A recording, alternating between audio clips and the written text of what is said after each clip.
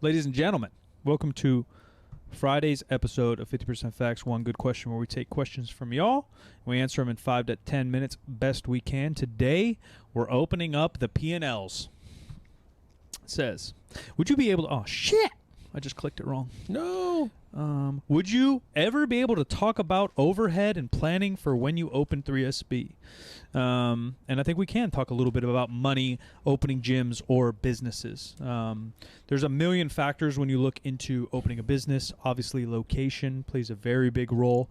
If you're talking about startup costs, we can go over that, which is different than your overhead. Overhead is typically what you consider to keep the business running and moving, something like rent, lights, employees, et cetera, et cetera. Startup costs is typically the big old chunk of some money and work to get it going and moving and how you like to go. So for a gym, that's equipment, lease, startups, plates, front desk, security cameras, music, et cetera, et cetera. When we're in the dead middle of the capital of California. California is, I think, the most expensive state now from some of the data I've been looking at. It depends on which... Yeah. It depends on who you are. And what metrics, obviously. Yeah. But I think top to bottom, I think it's beating New York. But either way, we're one of the top 3 most expensive states in America, which means we're probably top 5 or 10 most expensive states in the world. And so obviously that raises rent. We're in a warehouse-style building where you're going to look anywhere in California, at least. Again, it depends on where you live. But $1 to $2 per square foot is what you're looking to pay monthly. If you're in Arkansas in some 10,000 person town, you could probably cut that by 90%, for all I know. Or even Vegas is a little cheaper. Different parts of Sacramento, if you go to the suburbs, a little cheaper. Conditioned versus unconditioned. Yeah, there's a million things. Does it have a kitchen? Does it have bathrooms? Does it have showers? All those will play a role. Square footage of the building, we're sitting, roughly around 6,000 square foot with our back podcast, office space, and fulfillment space. All that matters. How many bathrooms you have. We have a small parking lot, which we're very lucky to have in a downtown space, which isn't very common. That will depend on your costing. And then what style gym you're having. If you're talking about cardio equipment and more machines, they tend to cost more, although all equipment's very expensive. Yeah. If you look at the average machine, chest, back, whatever, it's probably sitting at $4,000 to $5,000. If you look at the average powerlifting combo rack, it's probably sitting at $2,000 to $3,000. So it is a hair cheaper, I guess, to run a very strict powerlifting gym. Squat racks are even cheaper. Barbells, a good barbell's $300 to $500 to $1,000. Plates are very fucking expensive. I don't even know what they're going for now, but a regular plate was about $1 per pound. It's probably more. A competition plate is double or triple that if you're looking at a set. All the miscellaneous, you're looking at computers to check in. You're looking at sound system. If you care, in a hardcore gym and building a certain culture, we try to pay attention to a lot of things we think will help build up that culture, and that's something we care about. We probably spend $1,000 there.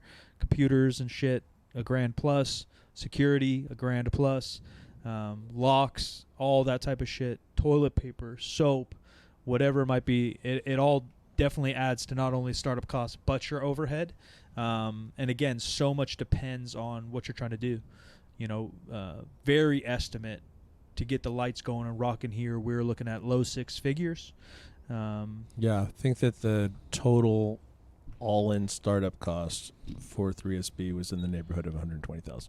Yeah, and again, we're a 6,000 square foot facility. We had a background of fitness. We had decent confidence going into this thing and competency. A facility that was in rough shape. Let alone our labor hours. We cut our startup costs probably in half doing it ourselves. Probably even less. The only things that we paid for were electrical upgrades. Yeah, when we first started. So minimal. There was were very minimal. Just places that we needed plugs that we didn't have plugs. I don't think we actually I don't think we actually farmed out anything else. I don't remember there being No, anything else. we had some help. We had some Yeah. homies help. You know, Kyle's uncle helped us build the front desk. Kyle's cousin Mason, shout out Mason, helped us with some shit. Marcus and Riley helped us Marcus with a and bunch Riley of helped us, labor itself. You know, Yeah. but we painted the whole facility. We redid the floors in the whole facility. We built this whole back room, insulated it. So yeah, the 120 is like pure cost of goods, because we Yeah, did like a good 4 months, 10-hour days, minimum 6 days a week of the construction itself. So yeah, it's probably $400K if we ever got hands to do that for us. Yeah, if we had people doing stuff for us. And we also didn't get any what they call tenant improvements or, Yeah. Yeah. Yeah, we got no cash up front. We got no help. I mean, The only thing that we Sucks. did get was we have to pay triple net for the first 4 months, but we do not pay rent for the first 4 months. which is common. But it's all tacked on at the end, Yeah. so it's not like... Yeah, it's semi-common to get a couple free months when you sign a longer lease. We signed a 5-year lease. But yeah, you know, a lot of those monies and scales can be mixed around. I opened my very first gym, which was 900 square foot, roughly, for $10,000. Yeah. And I had 2 squat racks. I had a full dumbbell set up to 50. I had 3 barbells, bumper plates, regular plates, mismatched plates, medicine balls, a sled, a couple adjustable benches, you know, kind of Yeah. everything I needed. It was more personal training style, obviously, but that just shows the difference in scale. And then opposite of that, you know, I've have people, or there's that one that went viral on the internet that's supposedly open for $2 million, you know? Yeah. Or like a typical Lifetime Fitness or even a regular Planet Fitness. That, Mhm. you know, Planet Fitness, obviously they have relationships with the companies and some of those larger scale Purple gyms. paint manufacturer. Yeah, they lease their equipment or they buy in mega bulk because they're opening 20 gyms at a time. Mm. But let's erase all that and encapsulate one of them. It's probably, 400 to 500K, maybe more.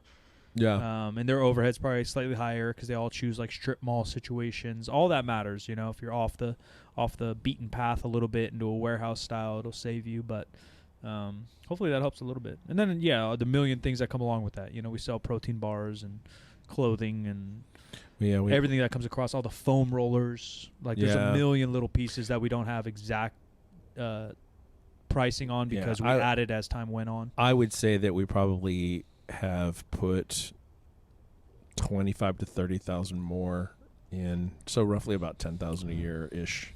Yeah, maybe more. Into additional equipment, maybe more, right? Because we got a bunch of combo racks, new plates, new leg pieces. Yeah, we maybe added 50. Yeah, maybe so. Yeah, But somewhere between 30 and 50. 30 and 50. Yeah, but the constant upgrades, overhead only gets more expensive as inflation and the world goes on. Like that's just the norm. It's an ever progressing thing. But that's kind of any business. You know, any business is going to have something similar. If you're opening a coffee shop, you're going to need coffee filters and machines and roasters and whatever, the plates and the cups, and every company has its own layout of what that might look like, and then it's just the square footage of what things look like for you. Everything you can think of and things that you can't. Yeah, that's the until you're truth. in it. Yeah, that's the truth. And even still, like our leg press is too tall for some of our employees and other folks, so I had to buy 2 foam pads to fill in their back yesterday for $50. You know, shit like that pops off all the time. But that's kind of the growth in it. And you upgrade stuff over time. You get better Right. equipment. Or you know, like our first camera system was like, I don't know, $300-400 bucks, something like that. Like a And the current Costco one's- special. Yeah, the current one was over $1,000. Yeah, it just happens. You upgrade it and The- you put the priority where I mean, that's the beauty of building your own business. You put the priority where you want. Maybe you're in a really nice area and you don't need a security camera, but then you're going to pay more for the rent.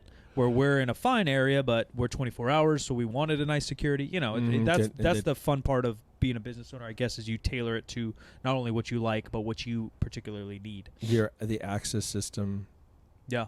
There's all that. That and what we pay for the member management software. Yep. Yeah, all the digital fees. We have yet to buy a new computer or tablet other than. Yeah, I think Kyle just had to rework that one. He just told me as I was out there. It's like, oh, it started to die. He's like, but don't worry, I hacked it. I was like, all right, man, make that thing work. Make it breathe. We can figure that out. I did not know that. Oh well. Yeah. That's actually, like, I had a lot of personal stuff that I brought in here, like the whole like a big part of this set is stuff that either I had or we had as part of the previous podcast situation. Yeah, you put it all together. Yep. But yeah, that hopefully gives you an idea.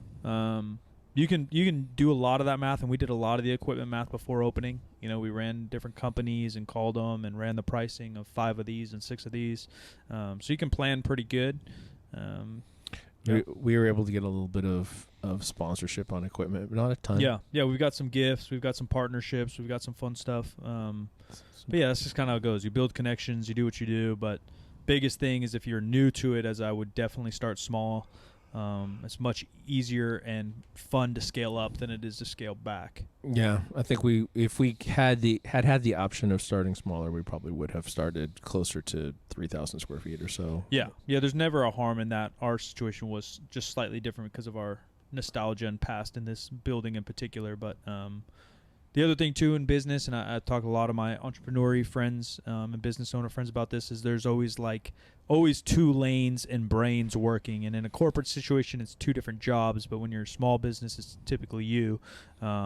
It's kind of the creative and personal side of things. And then there's the X's and O's, zeros and ones side of things. And when you're a small business, you can be the ultimate goal just to make pure cash and just be a cash cow. But typically there's passion involved and love for what you do involved. And so that scale tends to change. And even as you progress, you know, our scales probably turned more to ones and O's than when we started. We started pure passion and did things exactly how we wanted to do them. Mm-hmm. And then, you know, you go back and forth, and maybe it's in season, or maybe if it's in quarters. One quarter you got to focus more on the X's and O's than the creative and the fun. And that kind of goes back and forth. And again, in a corporate setting, it's kind of a CEO versus a CFO versus the CCO. They kind of have their own lanes and they bounce off each other. But when you're a small team or small business, you kind of have to wear multiple hats and figure that part out. We pass the ball back and forth on certain things. For sure. I do kind of more admin stuff, more CFO-y kind of stuff for sure, COO, CFO kind of stuff, and you do more of the creative stuff. But but like in the gym itself, like the branding in the gym stuff, a lot of it, the stuff that all of us. It's takes on things that you've done and that we've gotten from designers and stuff. Yeah, and a lot of it too is just like a big goal of ours was to make it slightly autonomous, and it's getting there. Yeah, we got our team and they crush it. Yeah, the other thing too, like just sort of one last consideration is: are you going to be the person who is doing, the lion's share of the work? Or are you in a partner or whatever, or are you going to have a team? Yeah, because that does change the money conversation. You can make a lot more money by doing a lot more. Yeah, for sure, obviously. for sure. And we, from the outset, had, at the beginning it was us. It was kind of just us, but and Kyle. But along the way, we have been working toward the goal of having a team, and we have a team now. Yep. And so it means that we're not doing everything. Yeah. And that's life, you know. You work a little more, make maybe more money, but slightly less freedom, or back and forth, or other projects. But Jim and I have lives we try to live. Yeah. Appreciate y'all. New episodes Wednesday, Friday. 50percentfacts.com. GoodCompanyDiscord.com. 3sb.co. 3rd Street Barbell if you're in Sacramento, California. And I'm Sal Mike. Where you want to find me? I am at the Jim McD on all the social media that shows 50% Facts, where percent is a word and 50 is just numbers. 50% Facts is a Spreaker Prime podcast in association with iHeartMedia on the Obscure Celebrity Network. And we'll talk to you next week.